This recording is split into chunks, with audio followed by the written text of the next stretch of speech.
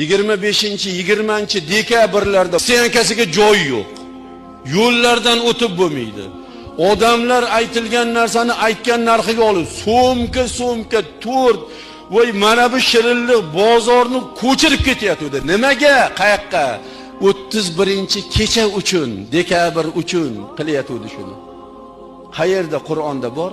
Shu kecha xarajat qilib qol, bugun yemasang ertaga o'lasan, ertaga qiyomat keladi, och qolib ketmagin degan qayerda bashorat bor yo savob bor?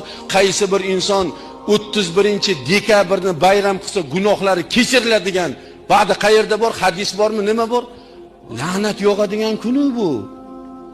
Buzuqchilik qilinadigan kuni bu.